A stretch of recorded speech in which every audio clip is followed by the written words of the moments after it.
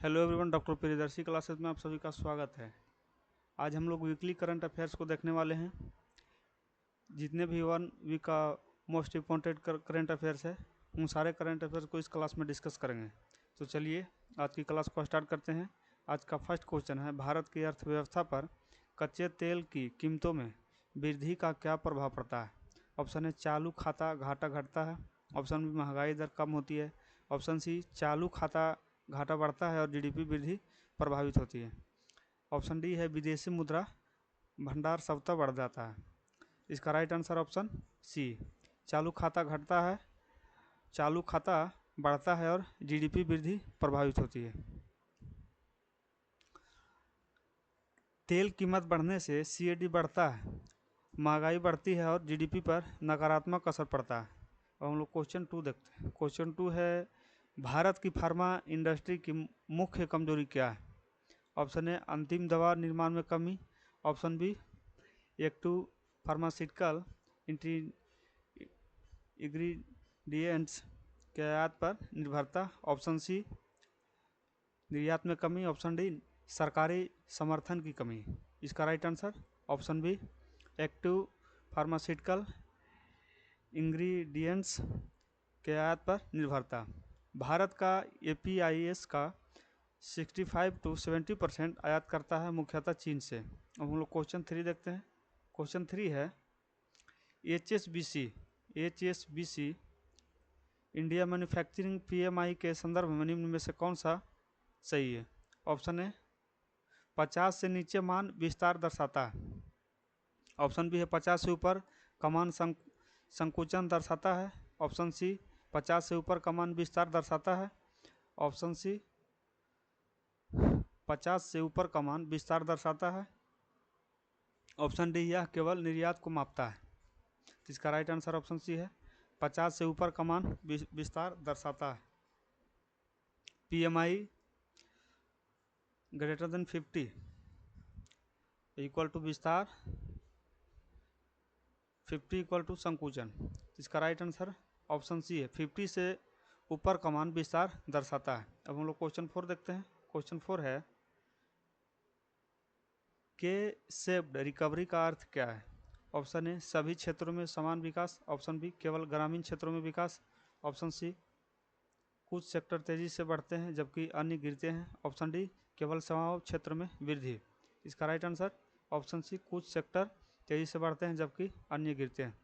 इसमें असमान विकास होता है, कैपिटल इंटेंसिव सेक्टर बढ़ते हैं जबकि लेबर इंटेंसिव सेक्टर प्रभावित होते हैं। अब हम लोग क्वेश्चन 5 देखते हैं। 5 है, निम्न में से कौन सा उपाय भारत की सप्लाई चेन को अधिक मजबूत बना सकता है। ऑप्शन ए आयात पर पूरी निर्भरता। ऑप्शन बी केवल सेवा क्षेत्र पर ध्यान। Option C production linked incentive का विस्तार अपस्ट्रीम सेक्टर तक। ऑप्शन डी विदेशी निवेश में रोकना। इसका right answer option C production linked incentive का विस्तार अपस्ट्रीम सेक्टर तक।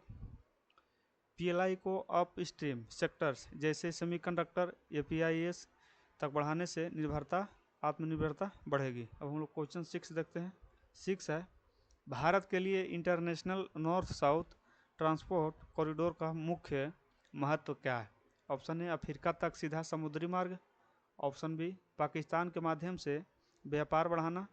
ऑप्शन सी पाकिस्तान को बाईपास करते हुए मध्य एशिया और यूरोप तक पहुँच। ऑप्शन डी है केवल ऊर्जा आयात के लिए उपयोग। तो इसका right answer option C Pakistan को बाईपास करते हुए मध्य एशिया और यूरोप तक पहुँच। आईएनएसटीसी भारत को पाकिस्तान को बाईपास कर यूरोप और मध्य एशिया से जुड़ता है। अब हम लोग क्वेश्चन 7 देखते हैं। क्वेश्चन 7 है, भारत अजरबैजान संबंधों में तनाव का एक प्रमुख कारण क्या रहा। ऑप्शन है व्यापार घाटा। ऑप्शन बी ऑपरेशन सिंदूर पर मतभेद। ऑप्शन सी भाषा विवाद। ऑप्शन डी सीमा विवाद। इसका right answer option B operation Sindoor पर मतभेद।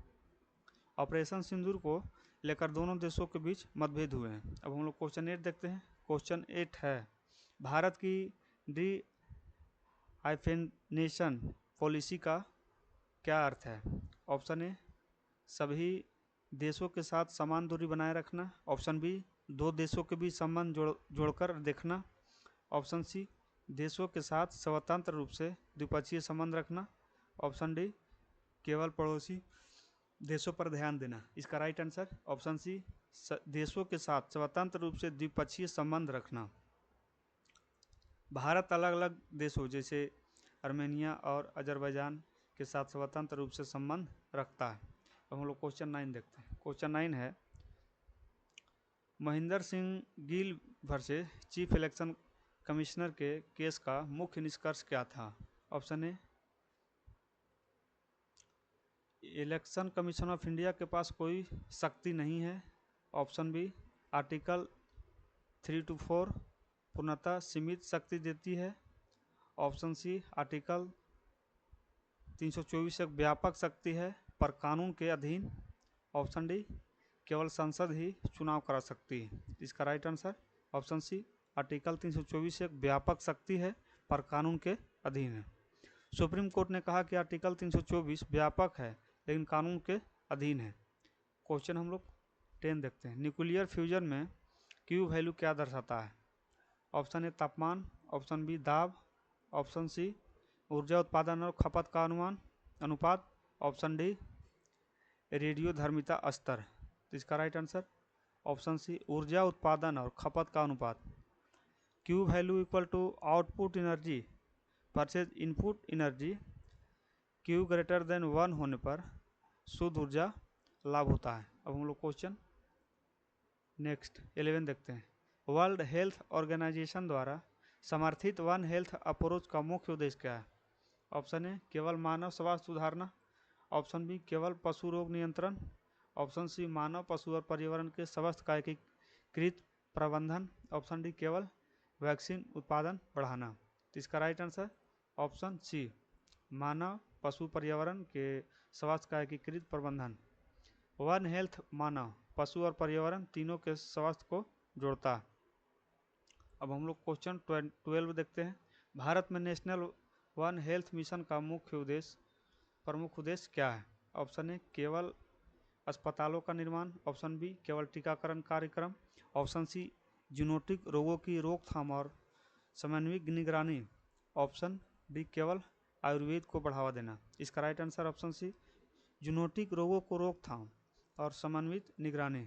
यह मिशन बहुक्षेत्रीय समन्वय से रोगों को रोकथाम और निगरानी करता है। अब हम लोग क्वेश्चन 13 देखते हैं। निम्न में से कौन सा रोग जूनोटिक पशु से मानव में फैलने वाला है? ऑप्शन ए, मधुमेह। Option B, Nipah virus infection. Option C हो गया उच्च रक्तचाप। Option D, thyroid. इसका right answer option B, Nipah virus infection. Option B इसका राइट आंसर है। अब हम लोग क्वेश्चन 14 देखते हैं। निम्पे जैसे रोग पशुओं से मनुष्य में फैलते हैं। भारत के 3 चरणीय परमाणु कार्यक्रम में फास्ट ब्रीडर रिएक्टर की भूमिका क्या है? ऑप्शन ए, केवल बिजली उत्पादन। ऑप्शन बी, अधिक ईंधन उत्पन्न करना फर्टाइल से फिसाइल। ऑप्शन सी, परमाणु कचरा नष्ट करना। ऑप्शन डी, केवल ठंडा करने का कार्य। इसका राइट आंसर ऑप्शन बी है, केवल ईंधन उत्पन्न करना। ABR अधिक ईंधन प्लूटोनियम उत्पन्न करता है जिससे आगे के चरण संभव होते हैं। अब हम लोग क्वेश्चन 15 देखते हैं। क्वेश्चन 15 है, ज्योतिबा फुले के संदर्भ में कौन सा कथन सही है? ऑप्शन ए, उन्होंने सती प्रथा का समर्थन किया। ऑप्शन बी, उन्होंने केवल धार्मिक सुधार किए। ऑप्शन सी, उन्होंने स्त्री शिक्षा और जाति विरोधी आंदोलन को बढ़ावा दिया। ऑप्शन डी, वे केवल ब्रिटिश अधिकारी थे। इसका राइट आंसर ऑप्शन सी, उन्होंने स्त्री शिक्षा और जाति विरोधी आंदोलन में बढ़ावा दिया। फुले की स्त्री शिक्षा, दलित अधिकार और सामाजिक समानता के लिए कार्य किया। अब हम लोग क्वेश्चन 16 देखते हैं। क्वेश्चन 16 है, भारत में प्रधानमंत्री के कार्यकाल के संदर्भ में निम्नलिखित कथनों पर विचार करें। ऑप्शन ए है भारत। ऑप्शन ए हो गया,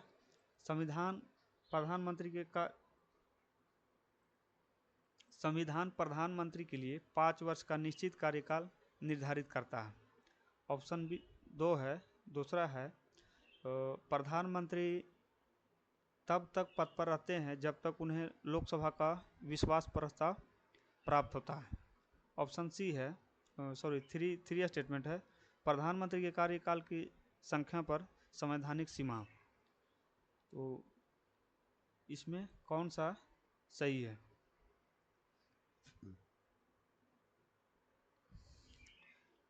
तो इसका उत्तर बी है, केवल 2। बी यानी केवल 2। तो प्रधानमंत्री तब तक पद पर रहते हैं जब तक उन्हें लोकसभा का विश्वास प्रस्ताव प्राप्त होता है। तो ऑप्शन बी इसका राइट आंसर है। अब क्वेश्चन हम लोग नेक्स्ट देखते हैं। क्वेश्चन 17 है, 10वीं अनुसूची एंटी डिफेक्शन लॉ की आलोचना इस संदर्भ में की जाती है। ऑप्शन ए, यह सांसदों को स्वतंत्र रूप से मतदान की अनुमति देता है। ऑप्शन बी, राष्ट्रपति की शक्तियों को कम करता है। ऑप्शन सी, यह सांसदों को पार्टी विहिप के खिलाफ मतदान करने से रोकता है, यहाँ तक कि अविश्वास प्रस्ताव में भी। यह गठबंधन सरकारों को समाप्त करता है।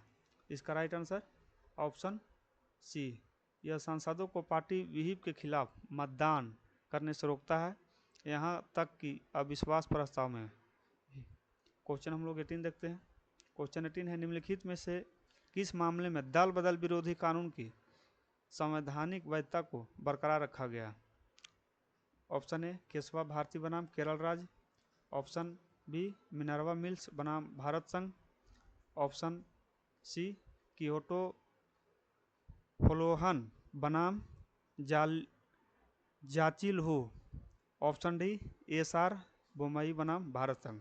इसका right answer option C, Kihoto Hollohan बनाम जाचिल हो।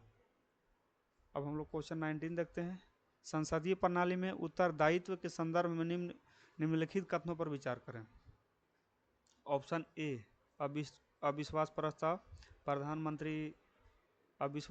प्रधानमंत्री को हटाने का एक साधन है। ऑप्शन बी, दल बदल विरोधी कानून विश्वास प्रस्ताव को और अधिक प्रभावी बनाता है। ऑप्शन सी स्टेटमेंट 3 है, संसदीय प्रश्न और बहसें कार्यपालिका की दैनिक जवाबदेही सुनिश्चित करती है। इसका राइट आंसर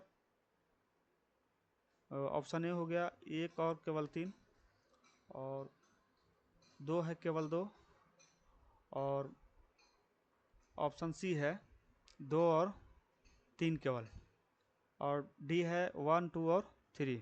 इसका राइट आंसर ऑप्शन ए है 1 और 3। अविश्वास प्रस्ताव प्रधानमंत्री को हटाने के लिए एक साधन है, और तीसरा है संसदीय प्रश्न और बहसें कार्यपालिका की दैनिक जवाबदेही सुनिश्चित करती है। इसका राइट आंसर 1 और 3 सही हो गया, राइट आंसर है। अब हम लोग क्वेश्चन नेक्स्ट देखते हैं। बी.आर. अम्बेडकर के अनुसार प्रधानमंत्री के कार्यकाल के संदर्भ में सही कथन कौन सा है? ऑप्शन ए, निश्चित कार्यकाल शासन में स्थिरता लाता है। ऑप्शन बी, न्यायिक समीक्षा ही मुख्य नियंत्रण तंत्र है। ऑप्शन सी, सतत संसदीय जवाबदेही निश्चित कार्यकाल से अधिक प्रभावी नियंत्रण है। ऑप्शन डी, राष्ट्रपति को प्रधानमंत्री के कार्यकाल को नियंत्रित करना चाहिए। इसका राइट आंसर ऑप्शन सी, सतत संसदीय जवाबदेही निश्चित कार्यकाल से अधिक प्रभावी नियंत्रण है। हम लोग क्वेश्चन 21 देखते हैं। 21 है, प्रधानमंत्री मुद्रा योजना का मुख्य उद्देश्य क्या है? ऑप्शन ए, किसानों को सब्सिडी देना। ऑप्शन बी, छोटे उद्यमियों को बिना गारंटी ऋण देना। ऑप्शन सी, बुजुर्गों को पेंशन देना। ऑप्शन डी, विदेशी निवेश बढ़ाना। तो इसका राइट आंसर ऑप्शन बी, छोटे उद्यमियों को बिना गारंटी ऋण देना। ऑप्शन बी इसका राइट आंसर। प्रधानमंत्री मुद्रा योजना का उद्देश्य सूक्ष्म एवं लघु उद्यमियों को कोलेटरल फ्री लोन देना। अब हम लोग क्वेश्चन 22 देखते हैं। प्रधानमंत्री मुद्रा योजना के अंतर्गत निम्न में से कौन सा ऋण वर्ग युग्म सही है? ऑप्शन ए, शिशु 5 लाख तक। ऑप्शन बी, किशोर 50,000 तक। ऑप्शन सी, तरुण 5 लाख से 10 लाख तक। ऑप्शन डी, तरुण प्लस 20 लाख से अधिक। इसका राइट आंसर ऑप्शन सी, तरुण 5 लाख से 10 लाख तक। शिशु हो गया 50,000 तक, किशोर हो गया 50,000 से 5 लाख तक, और तरुण हो गया 5 से 10 लाख तक। अब हम लोग क्वेश्चन नेक्स्ट देखते हैं। और तरुण प्लस हो गया 10 से 20 लाख। मुद्रा micro units development and refinance agency की क्या भूमिका है? ऑप्शन ए सीधे ऋण देना, ऑप्शन बी केवल बड़े उद्योगों को वित्त देना, ऑप्शन सी बैंकों को पुनर्वित्त प्रदान करना, ऑप्शन डी कर संग्रह करना। इसका राइट आंसर ऑप्शन बी, बैंकों को पुनर्वित्त प्रदान करना। मुद्रा स्वयं ऋण नहीं देता बल्कि बैंकों को रिफाइनेंस देता है। हम लोग क्वेश्चन 24, प्रधानमंत्री मुद्रा योजना के संबंध में निम्न कथनों पर विचार करें। ऑप्शन ए, यह योजना 2015 में शुरू हुई थी। 2 है, यह केवल कृषि क्षेत्र के लिए है। तीसरा है, इसमें CGFMU के माध्यम से क्रेडिट गारंटी दी जाती है। ऑप्शन ए है 1 और 2, ऑप्शन बी केवल 1 और 3, ऑप्शन सी केवल 2 और 3, ऑप्शन डी 1, 2, 3। इसका राइट आंसर ऑप्शन बी, केवल 1 और 3। 1 और 3। यह कथन 2 गलत है, यह नॉन फार्म सेक्टर के लिए है। इसका राइट आंसर ऑप्शन बी। अब हम लोग क्वेश्चन 25 देखते हैं। प्रधानमंत्री मुद्रा योजना से संबंधित प्रमुख चुनौती क्या है? ऑप्शन ए, बहुत अधिक बड़े ऋण दिए जाना, ऑप्शन बी केवल सरकारी कर्मचारियों को लाभ, ऑप्शन सी छोटे ऋणों का अत्यधिक प्रभुत्व और NPA, ऑप्शन डी विदेशी मुद्रा संकट, ऑप्शन सी इसका राइट आंसर है छोटे ऋणों का अत्यधिक प्रभुत्व और NPA। योजना में शिशु श्रेणी, छोटे ऋण का डोमिनेंस और NPA बड़ी समस्या। अब हम लोग question 26, prototype fast breeder reactor के बारे में सही कथन चुनिए। ऑप्शन ए, यह थर्मल न्यूट्रॉन पर आधारित रिएक्टर है। ऑप्शन और स्टेटमेंट 2 है, यह उपयोग किए गए ईंधन से अधिक ईंधन उत्पन्न कर सकता है। 3 है, इसमें यूरेनियम प्लूटोनियम मॉक्स ईंधन का उपयोग होता है। इसका राइट आंसर ऑप्शन बी 2 और 3 इसमें सही है। PFBR फास्ट न्यूट्रॉन रिएक्टर है, थर्मल नहीं है, और यह ब्रीडर होने का कारण अधिक ईंधन बनाता है। अब हम लोग क्वेश्चन 27 देखते हैं। 27 है, भारत की 3 चरणीय परमाणु कार्यक्रम के संदर्भ में सही क्रम क्या है? ऑप्शन ए, FBR और PHWR थोरियम रिएक्टर, सेकेंड है PHWR FBR thorium reactor, option C thorium reactor PHWR FBR, D है PHWR थोरियम रिएक्टर FBR। तो इसका right answer option B PHWR FBR thorium reactor. PHWR FBR thorium आधारित reactor है। अब हम लोग question 28 देखते हैं। FBR के ब्रीडिंग मैकेनिज्म का मुख्य उद्देश्य क्या है? ऑप्शन ए, न्यूट्रॉन को अवशोषित करना, ऑप्शन बी ऊर्जा उत्पादन को कम करना, ऑप्शन सी अधिक फिसाइल मटेरियल प्लूटोनियम 239 उत्पन्न करना, ऑप्शन डी रेडियोधर्मी अपशिष्ट बढ़ाना। इसका राइट आंसर ऑप्शन सी अधिक फिसाइल मटेरियल प्लूटोनियम 239 उत्पन्न करना। यूरेनियम 238 प्लूटोनियम हो गया 239 में बदलकर अधिक ईंधन तैयार किया जाता है। अब हम लोग क्वेश्चन 29 देखते हैं। फास्ट ब्रीडर रिएक्टर के संदर्भ में निम्नलिखित में से कौन सा कथन सही है? ऑप्शन ए, इसमें पानी को कूलेंट के रूप में उपयोग किया जाता है, ऑप्शन बी यह केवल प्राकृतिक यूरेनियम पर निर्भर करता है, ऑप्शन सी यह भारत के थोरियम उपयोग के लिए महत्वपूर्ण है, ऑप्शन डी यह परमाणु अपशिष्ट को बढ़ाता है।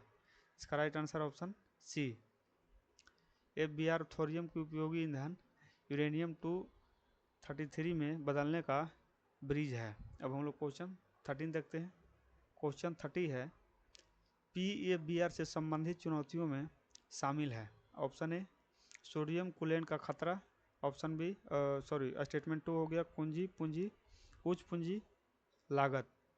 3 है कम तकनीकी जटिलता। तो इसका राइट आंसर ऑप्शन ए 1 और 2 सही है। 1 और 2 सोडियम क्लोराइड का खतरा और दूसरा है पूंजी लागत।